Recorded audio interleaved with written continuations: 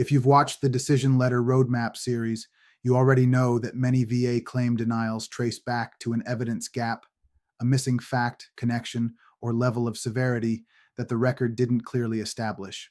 That doesn't mean paperwork mistakes or missed deadlines never matter. It means that even when everything else is done right, an evidence gap can still be the reason a claim comes up short. So naturally, the next question is, what evidence do I need? Here's what nobody really explains. There isn't one answer to that question. The evidence you need depends on what kind of claim you're actually filing.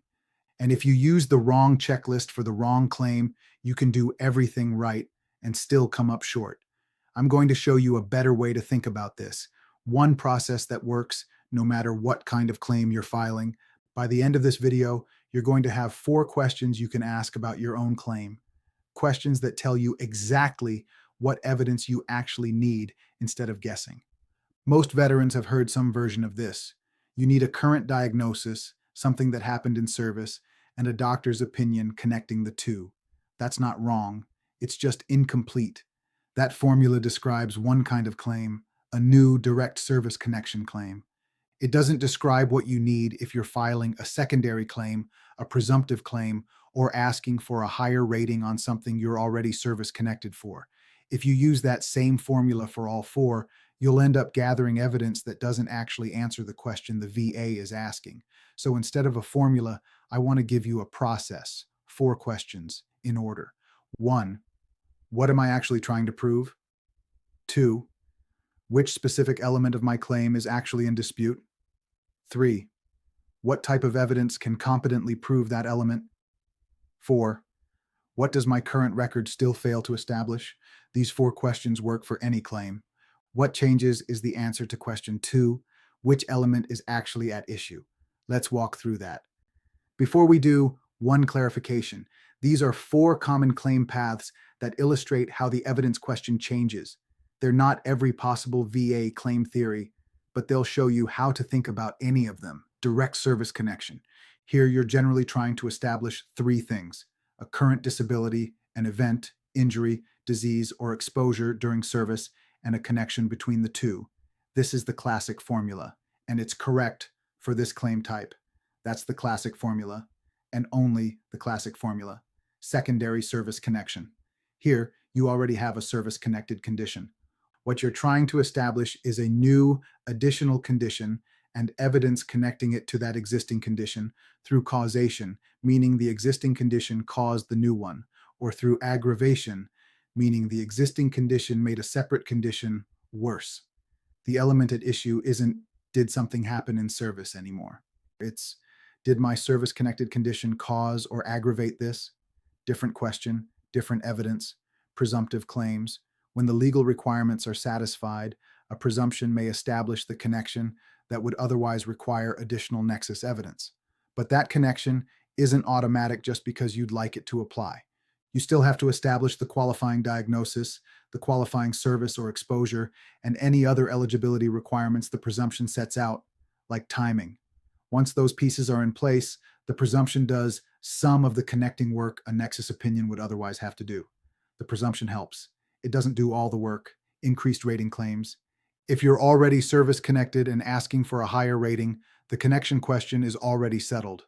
What's actually at issue now is current severity, your symptoms, how often they occur, how they affect your daily functioning, measured against the rating criteria. Connection settled. Severity is what matters now. 4 different claims, 4 different answers to what's actually at issue. Same 4 questions used to get there. Let's run those same 4 questions across all 4 claim paths so you can see this work in practice. Direct service connection. A veteran was treated for a back injury during service and still has back pain years later. Question 1. What are they trying to prove? That the current back condition is connected to that in-service injury. Question 2. Which element is at issue?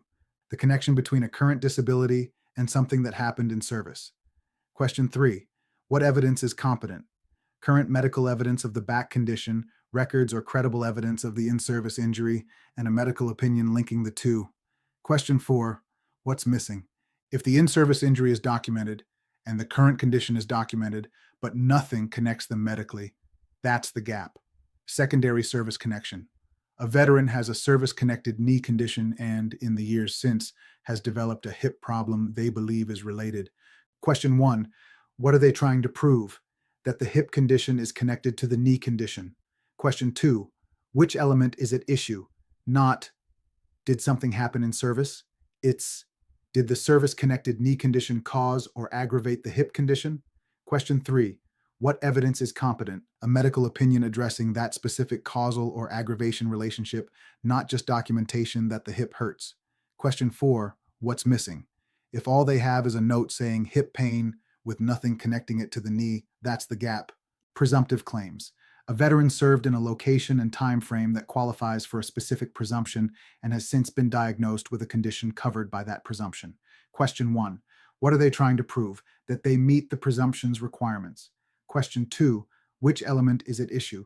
Not the medical connection itself, but whether the qualifying service, exposure, timing, and diagnosis are all established. Question 3. What evidence is competent? Service records confirming the qualifying service or exposure, and medical evidence confirming the diagnosis. Question 4. What's missing? If the diagnosis is documented, but the qualifying service period isn't clearly established in the record, that's the gap. Increased rating claims. A veteran is already service-connected for a condition and believes it has gotten significantly worse. Question 1. What are they trying to prove? That their current severity is higher than their current rating reflects. Question 2. Which element is at issue? Not connection, that's already settled, but current symptoms, frequency, and functional impact. Question 3. What evidence is competent? Recent medical evidence describing current severity measured against the applicable rating criteria. Question 4. What's missing? If the most recent evidence in the file is old or doesn't describe how the condition affects daily functioning now, that's the gap. Same 4 questions. 4 different claims, 4 different evidence needs. This is exactly what the Evidence Blueprint Workbook is built to walk you through. It starts by helping you identify which of these common claim paths is closest to your situation, with room for not sure yet or another claim theory if none of the 4 quite fits. Then it walks you through these same 4 questions for your specific situation. It's linked below if you want to start mapping your own claim while this is fresh. Before you gather another document, ask yourself these 4 questions. What am I trying to prove? Which element is actually at issue? What evidence can competently prove it? And what does my current record still fail to establish? Get clear on those answers, and you'll stop gathering evidence at random. You'll gather evidence that actually answers the question in front of you. Now, knowing what evidence you need is step 1. Step 2 is knowing whether the evidence you already have is actually strong enough to matter.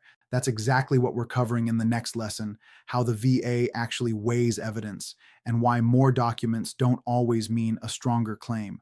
My goal is never to mislead, only to empower you with accurate, honest, and actionable information. Semper Fidelis, and God bless.